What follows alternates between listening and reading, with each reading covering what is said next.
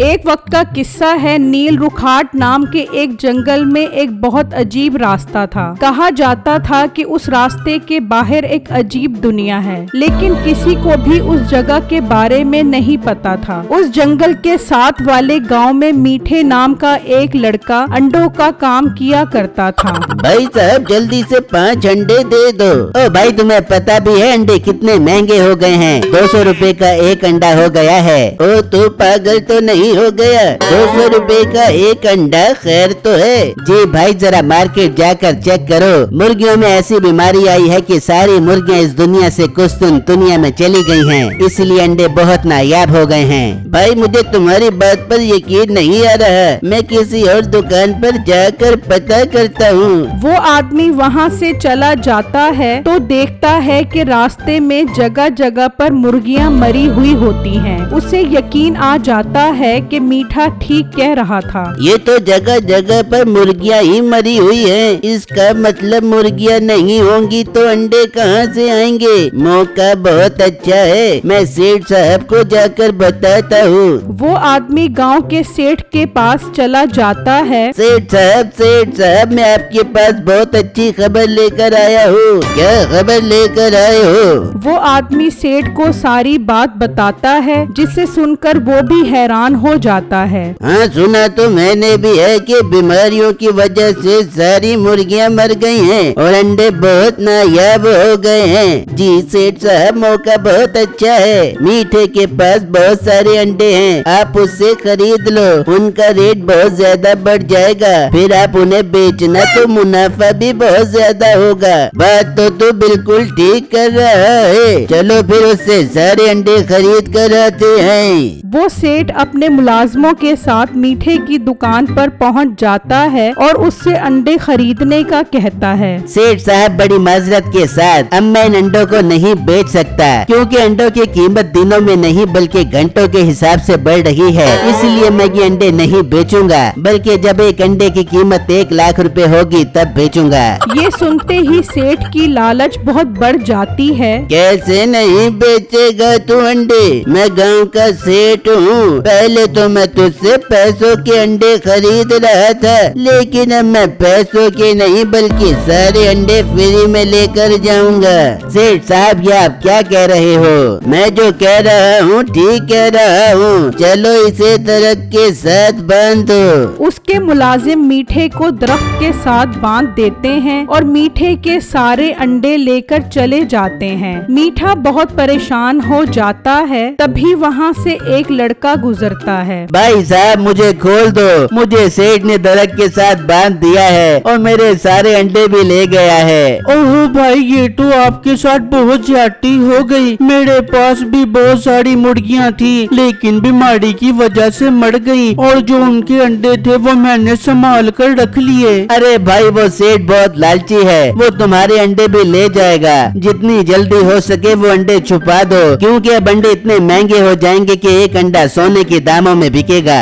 भाई आप ठीक कह रहे हो, मैं आपको खोलता हूँ, फिर हम दोनों मिलकर वो अंडे जंगल में छुपा देते हैं। ठीक है मेरे भाई जल्दी करो। फिर बिट्टू मीठे को खोल देता है और वो दोनों बिट्टू के घर की तरफ निकल जाते हैं। और जब बिट्टू के घर पहुँचते हैं तो मीठा इतने सारे अंडे देखकर हैरान रह जाता है। अरे बिट्टू तुम्हारे पास तो बहुत सारे अंडे हैं, चलो जल्दी इन्हें समेटो, फिर हम इन्हें जंगल में जाकर छुपा आते हैं। फिर वो सारे अंडे इकट्ठे करते हैं और टोकरी में रखकर वहाँ से ले जाते हैं। वो अंडे छुपाने के लिए जंगल की तरफ जा रहे होते हैं कि उस सेठ का मुलाजिम उन्हें देख लेता है। अच्छा तो ये अंडे लेकर जा रहे हैं, मैं भी सेठ को बताता हूँ। वो सेठ के पास जाता है और उसे बताता है कि उसने मीठे और बिट्टू को अंडे ले जाते हुए देखा है। ओ कमअकल वो अंडे लेकर कहाँ जा रहे थे? सेठ साहब ये तो मैंने देखा नहीं, अकल नहीं है तेरे अंदर, पता नहीं वो अंडे कहाँ लेकर गए होंगे।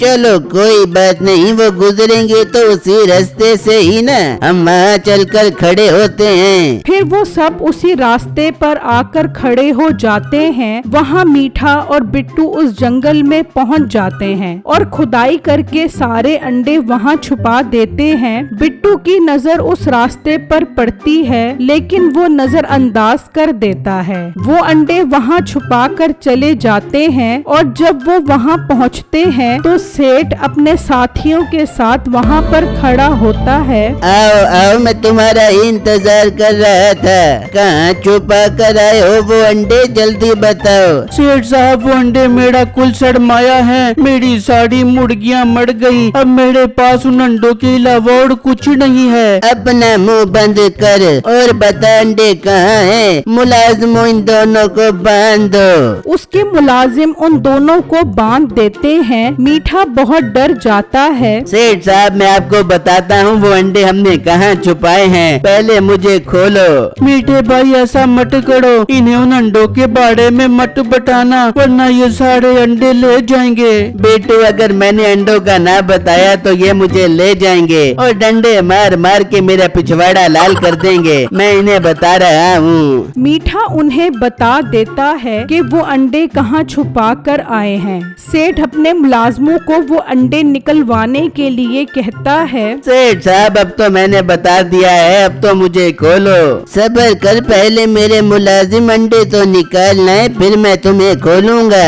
उसके मुलाजिम चले जाते हैं। बिट्टू अब बहुत उदास और परेशान हो जाता है कि अब उसके सारे अंडे सेठ ले जाएगा। वहाँ वो मुलाजिम जमीन में से सारे अंडे निकाल लेते हैं और सेठ के पास आ जाते हैं। बहुत अच्छा काम किया है तुमने, कोई अंडा रह तो नहीं गया वहाँ? नहीं नहीं सेठ साहब, हमने सारे अंडे निकाल लिए थे वहाँ से। चलो अब तुम इन्हें खोल दो, हम ये अंडे लेकर जा रहे हैं। फिर वो उन दोनों को खोलने लग जाता है और सेठ वो अंडे ले जाता है। और जब वो घर पहुंचता है तो वहाँ पर दूसरे मुल्क से कुछ लोग आए हुए होते हैं। हमको पता लगे कि तुम्हारे पास बहुत सारी अंडी है, हम तुमसे सारी अंडी खरीदना चाहते।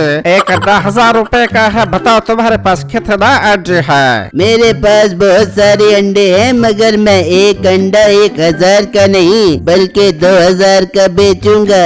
2000? ये तो बहुत ज्यादा कीमत है। चलो मैं मशवरा करते, फिर तुम्हें कल आकर बताती है। वो वहाँ से चला जाता है और सेठ बहुत खुश होता है कि अब तो वो करोड़पति बन जाएगा। वहाँ बिट्टू उदास होकर उसी जंगल में आ जाता है। इन जालिमों ने तो यहाँ एक अंडा भी नहीं छोड़ा। एक अंडा भी होता तो मैं उसे बेचकर खाने पीने के लिए कुछ खरीद लेता। ऐसी जिंदगी से तो बेहतर है मैं खुदकुशी कर लूं। बिट्टू उस रास्ते की तरफ बढ़ता है और उसके अंदर चला जाता है तो वहाँ पर एक तालाब होता है। यार, ये तो बहुत अजीब जगह है। इस सूखे जंगल में तालाब भी है। हो सकता है इसमें मछली हो। मैं इसे पकड़कर पकाकर खाऊंगा, कम से कम मेरा पेट तो भर जाएगा। वो वहाँ से एक पत्थर उठाता है और उस तालाब में फेंक देता है तो अचानक वहाँ उस पत्थर की खेती उग आती है। बिट्टू ये मंजर देखकर हैरान रह जाता है। अरे ये तो गजब हो गया, ये तो जादुई जगह है। मैंने पत्थर फेंका तो पत्थर की खेती उगाई। अगर मैं इसमें अंडा फेंकूं तो हो सकता है अंडे की खेती उग आए। मैं सेठ के पास जाता हूँ और उससे एक अंडा लेता हूँ। वो वहाँ से चलता है और सेठ के पास आ जाता है। सेठ साहब, आपने मेरे सारे अंडे ले लिए, मेहरबानी करें मुझे सिर्फ एक अंडा ही दे दें।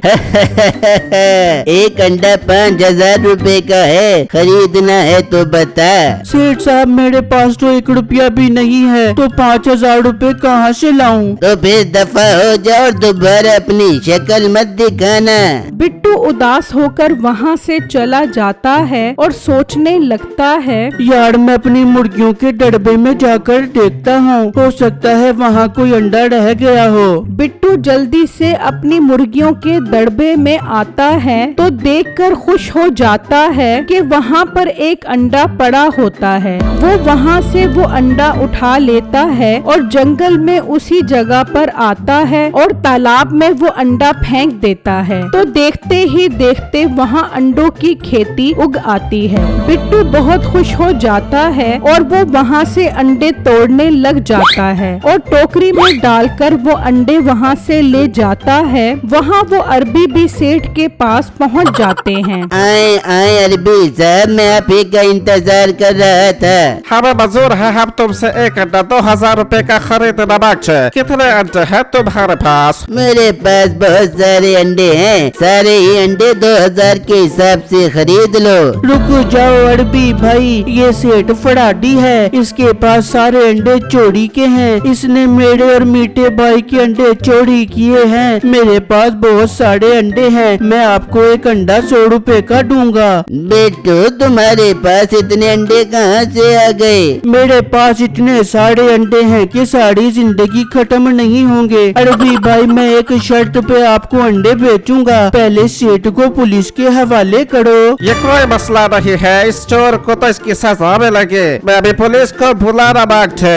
ये सुनते ही उसके मुलाजिम वहाँ से भाग जाते हैं और सेठ अकेला रह जाता है। बेटू मुझे पुलिस के हवाले मत करो, मैं तुम्हारे सारे अंडे वापस कर देता हूँ। अपना मुंह बंद कर, मुझे 2000 रुपए का चोरी का अंडा बेचती, तेरी तो खैर नहीं। उस सेठ को उसके किए की सजा मिल जाती है और बिट्टू उस अरबी के साथ अंडों का कॉन्ट्रैक्ट कर लेता है और ट्रक भरकर अंडे बेचता है।